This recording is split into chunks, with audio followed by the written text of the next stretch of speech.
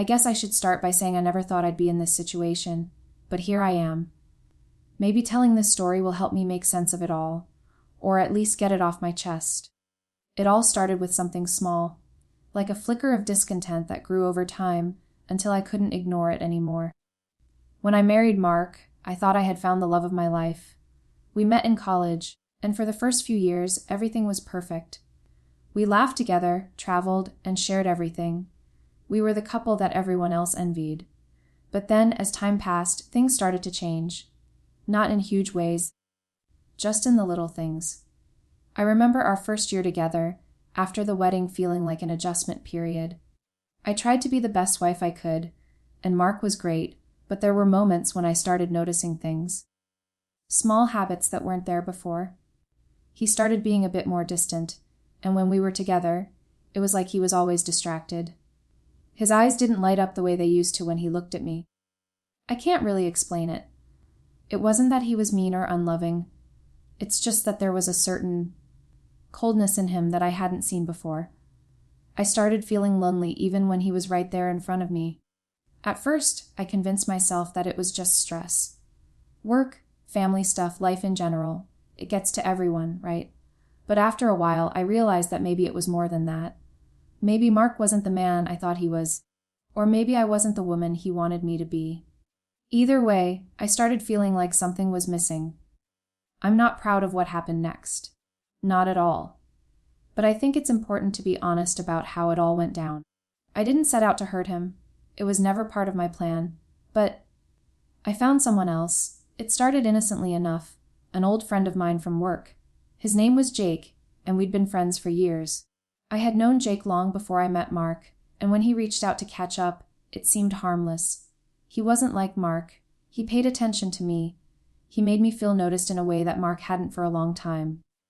At first, it was just texts, then calls, then the occasional lunch. But one thing led to another, and before I knew it, we were spending more time together. Jake was easy to talk to, and he listened to me in a way that made me feel valued. With him, I felt alive in a way I hadn't in years. I'm not trying to excuse what I did, but there was a part of me that felt so empty and disconnected from Mark that I couldn't stop myself from seeking attention from someone else. Jake didn't love me the way Mark had, but he made me feel wanted. He was charming, and he said all the right things. I thought I could control it, that I could keep it casual. But emotions don't always listen to reason. Looking back, I can see how much I was craving validation, something that had been missing in my relationship with Mark for so long. I started lying to myself, telling myself that I deserved this. It was just harmless fun, right? Just a little distraction. But it wasn't. I wasn't honest with myself about how much Jake was becoming more than just a distraction. I wasn't being honest with Mark either. I'd look at him, and the guilt would eat at me. But instead of stopping, I did what so many people do when they're afraid to face the truth. I buried it. I convinced myself that I wasn't doing anything wrong, that it wasn't a big deal. But deep down, I knew it was. I just didn't know how to stop. It's easy to lie to yourself when you're not ready to face the reality of your own actions. I would look at Mark, and part of me wanted to tell him everything. But I couldn't. I was too scared. Scared of losing everything, scared of being judged, scared of facing the fact that I had betrayed the man I once promised to love forever. So I kept it all hidden, and I kept the secret alive in the dark corners of my mind. That's where I was when I said what I said. The day I told Mark that I couldn't stand his face anymore. I know it sounds harsh, right? But at that moment, it was the culmination of everything I had been feeling. All the frustration, the resentment, the loneliness. It all came pouring out in that one ugly sentence. It wasn't even that I hated him, but I had reached a breaking point. I had been harboring all this guilt and anger, and when I said that to him, I wasn't just attacking him. I was attacking myself. I was angry at the whole situation, the way my marriage had turned out, the way I had betrayed Mark, the way I couldn't find my way back to the person I used to be. I wasn't even sure why I said it, but once the words were out, I couldn't take them back. Mark looked at me in shock. His face went pale, and for a second, I thought I might have broken him. It was that moment that I knew things were never going to be the same again. He didn't argue. He didn't yell or beg me to take it back. He just said quietly, "I think I need some time." Then he grabbed his stuff, and within hours he was gone. I didn't try to stop him. Part of me wanted him to leave because I didn't know how to fix what I had broken. And so he moved out that same night, and that was the beginning of the end. I don't think I really understood how much I had hurt him until it was too late. The silence after he left was suffocating. I remember standing in our living room, staring at the empty space where he had been just hours before, and feeling this weight on my chest. It wasn't just guilt, it was regret, pure and simple. I had pushed him away. I had made him feel like he wasn't enough, but I didn't really realize how deeply I had cut him until I had no choice but to face the consequences. That night, I didn't cry. Not at first. I just sat there. I told myself it was for the best, that this was the result of all the things I had kept buried for so long. But it didn't feel like freedom. It felt like the world was closing in on me. Jake called me later that evening. He'd heard the tension in my voice earlier in the day, and he knew something was off. I picked up the phone, but even as I said, "Hello," I could tell he didn't understand the depth of what had just happened. "Hey, you okay?" he asked, his voice smooth, comforting. I almost wished I could tell him the truth. That Mark was gone, that I had ruined everything. But I couldn't. I wasn't ready for that. "I don't know." I answered, my voice cracking. "Mark's gone." There was a pause on the other end. I could practically hear him weighing his words. "Gone? What do you mean gone?" "He moved out," I said, shaking my head, as if I could make sense of the words. I told him I couldn't stand his face anymore, and he left. I could hear Jake's breath, deep and slow, like he was trying to process what I just said.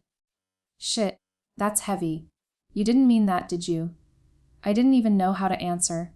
Part of me wanted to say no, that it was just a spur of the moment thing, that I was just frustrated and angry. But part of me knew it wasn't entirely a lie. Maybe I didn't mean it in that exact moment, but it had been building for a long time. And now that he was gone, I couldn't deny that a small part of me felt relieved. I wasn't proud of that feeling. I hated it, but it was the truth. I wasn't happy in my marriage, and I didn't know how to fix it. The more I thought about it, the more I realized I didn't know if I even wanted to fix it.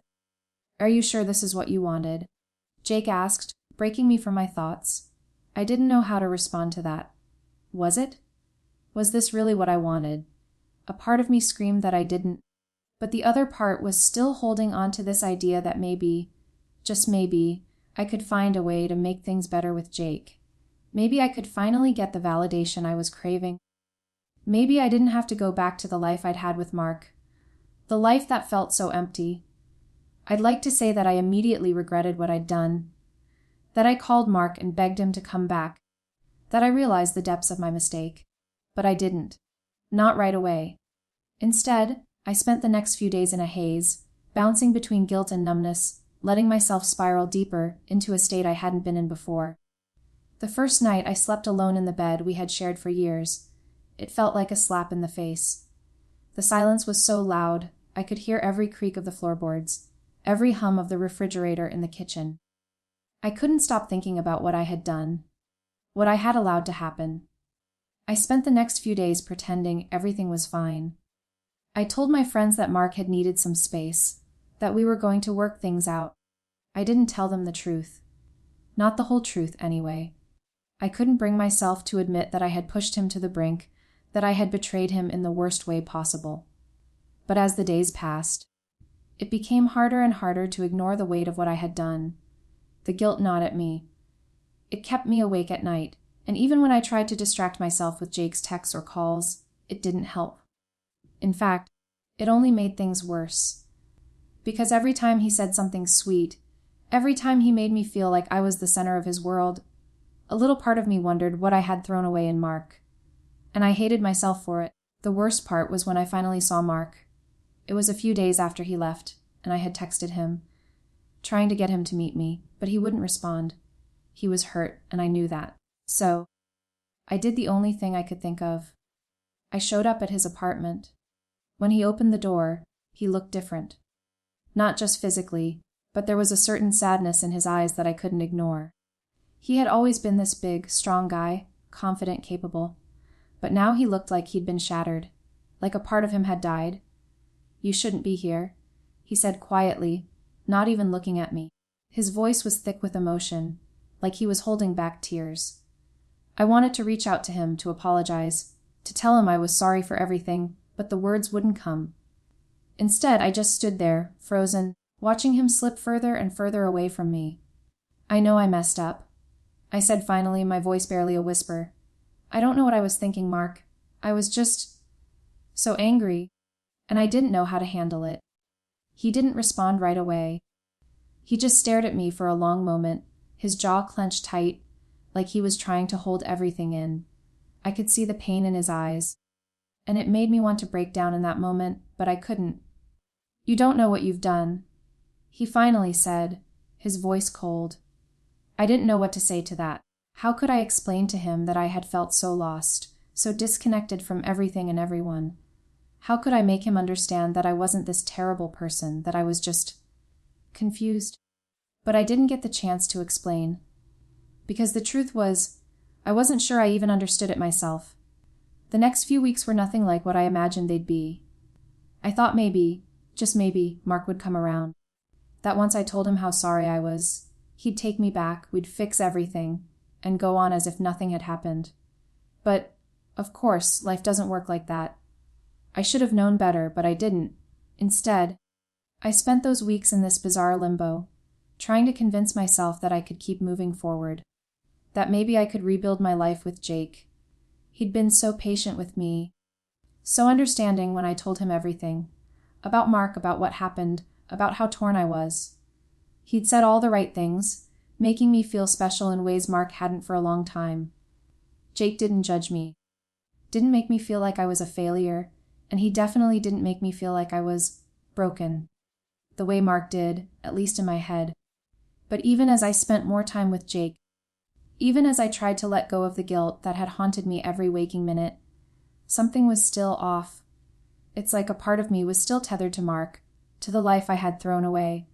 I could go out with Jake, laugh, and try to pretend everything was fine, but at night, when the house was quiet, I would feel the weight of the emptiness again. I remember the first time I kissed Jake. We were in his apartment, watching a movie. Just the two of us. It was supposed to be casual, just a kiss between friends, but when it happened, I could feel the difference. It didn't feel the way I thought it would. It felt like a betrayal, not just to Mark, but to myself. Because even as I kissed Jake, I knew I was never going to feel the same way about him that I had about Mark. But it was easier to lie to myself and let Jake fill the gap, even though I knew deep down that it wasn't right. I kept thinking that if I just gave it time, I could push the guilt away and settle into this new life. But I couldn't escape the reality of what I had done. And that's when it hit me, I wasn't really in love with Jake. I wasn't even sure I could love him the way I loved Mark, or had loved him. I had just been using him as a distraction, a way to avoid facing the mess I'd created. I could still remember the look on Mark's face when I saw him after he moved out. The hurt, the disbelief in his eyes. It was like looking at a person I didn't even recognize anymore. I had changed so much, but I could see in his eyes that he hadn't. He was still the same guy, the one I had fallen in love with all those years ago, the man who had supported me, loved me, and cared for me unconditionally. And I had thrown it all away. But the hardest part, it wasn't the guilt. It wasn't the shame of what I had done. It was that I knew deep down I had no one to blame but myself. I had made choices that led us to this point, and now I was facing the consequences. And that's when I finally realized I couldn't keep pretending. I couldn't keep living this double life, hiding behind Jake's attention to avoid facing what I had done to Mark. Because even though Jake had given me something Mark hadn't for a while, attention, affection, validation, he couldn't give me back the love I'd once had. He couldn't make me forget the life I had lost. I needed to talk to Mark. I needed to apologize, really apologize. Not the half-assed apology I'd given him when he moved out. I needed to own up to everything, to face the mess I had made, and to finally confront the person I had become. I tried calling him, but he wouldn't answer. I sent text messages, but he didn't respond. It was clear he needed time. And the truth was, I wasn't sure if I even deserved a second chance. But a part of me still hoped. Even as I spent time with Jake, even as I tried to move forward with my life, I knew I was lying to myself. I didn't want to lose Mark. I didn't want to lose the person I thought I'd lost forever. That's when things took a turn I wasn't expecting. One evening, just as I was heading out to meet Jake, I saw Mark's name pop up on my phone. I froze. My heart skipped a beat. This was the moment I had been waiting for. My palms got sweaty, my breath caught in my throat. Should I answer it? What if it was bad news? What if he hated me for good? I answered the phone, trying to keep my voice steady, though I was panicking inside. Hello. There was a long pause on the other end before Mark spoke. His voice was quieter than usual, like he wasn't sure what he wanted to say or how to say it. Can we talk? I almost dropped the phone. I knew that this moment could either make or break everything, but it was a step. He wanted to talk. That was a chance. I didn't know what he would say, but I knew I had to be ready for whatever came next. We agreed to meet at a cafe the next day, a neutral place where we wouldn't have to worry about the clutter of our past or the weight of the house where everything had gone wrong. The night before, I barely slept. I lay in bed, tossing and turning, trying to prepare myself for the conversation I'd been avoiding for so long. But no matter how much I rehearsed what I was going to say, no matter how many apologies I tried to organize in my head, I knew that nothing could undo what I had done. Nothing could fix the fact that I had destroyed the trust we'd built together. I couldn't take back the hurt I'd caused him. I couldn't undo the lies I'd told myself or the choices I'd made. But I hoped, somehow, that if I was honest with him, if I told him the whole truth, maybe, just maybe, he would give me a chance to make things right. I was scared. I didn't know how it would go. But I knew that I had to face Mark, even if it meant losing him for good, because the truth was, I had already lost him in my own heart, and now I had to fight to get him back. This time, I wasn't going to run from the truth. Not anymore. The morning of our meeting, I felt this overwhelming mix of anxiety and anticipation. It was almost like I was preparing for a fight, but I didn't know what kind of battle I was walking into. I had no idea whether Mark would even want to talk to me, let alone hear what I had to say. And yet, there was this tiny sliver of hope that maybe, just maybe, there was still something left between us that was worth salvaging. I spent the whole morning trying to calm my nerves. I had put on something simple but nice. Nothing too flashy. Just a casual dress that felt comfortable enough but still respectable. But no matter how much I tried to focus on my appearance, my mind kept drifting back to the words I would say, the apology I would offer. I kept practicing them in my head, hoping they'd come out the right way, but nothing felt right. Nothing felt enough. When I arrived at the cafe, Mark was already there. He was sitting in the corner, his back straight, his hands folded in front of him like he was bracing himself for something. It was like he was expecting the worst, but also trying to hold on to some shred of dignity. He hadn't changed much, but there was a wariness in his face that made my heart ache. I had put that there. I had done that to him. I took a deep breath and walked over to the table. When he looked up, our eyes met for just a moment, and I saw it, just a flicker of something I hadn't seen in a long time. It wasn't love, but it wasn't hatred either. It was confusion, maybe even sadness, but there was still a little glimmer of something human. And that was enough to give me the courage to sit down. I said softly, my voice trembling. I hated how weak I sounded, but there was nothing I could do to control it. I wasn't sure if he even wanted to talk, but he nodded, acknowledging me without saying anything. It was a small gesture, but it felt like a tiny invitation to proceed. I opened my mouth to speak, but no words came out at first. The air between us was thick with so much unsaid emotion that I couldn't breathe. Finally, I exhaled, forcing myself to speak. "I'm so sorry, Mark," I said, my voice cracking. I don't even know where to start. I've said things that I can never take back, and I've hurt you in ways I can't even begin to explain. But I need you to know that it wasn't about you. It wasn't about us. It was about me. I was lost, and I made the worst possible decisions. He didn't say anything, but I could see the tension in his shoulders. I knew he wasn't here just to let me apologize and walk away. He needed something more from me. He needed to understand why I had done what I did and why it had gotten so far. I couldn't just offer empty words, not this time. Mark, I continued, tears welling up in my eyes. I was so unhappy. And I know that's not an excuse for what I did, but I couldn't handle it anymore. I felt so alone, and I thought maybe if I could just get attention from someone else, if I could feel wanted again, I would be okay. But that was a lie. It was all a lie. I've been running from the truth for so long, and I was too scared to face it. I never wanted to hurt you, but I did. And for that, I will never forgive myself. He looked down, his jaw tightening. I could see the struggle in his eyes, the fight between wanting to be angry and wanting to understand. For a moment, I thought he might get up and leave, but he didn't. He just sat there, listening, waiting. I know I ruined everything, I said, my hands trembling in my lap. But I don't want to lose you. I know I don't deserve another chance. I'm not asking for one, but I need you to know how truly sorry I am. I'm so sorry, Mark. I don't know how to make up for what I did, but I'm trying. If there's even a small part of you that still cares, I want to make it right. I want to try to fix this.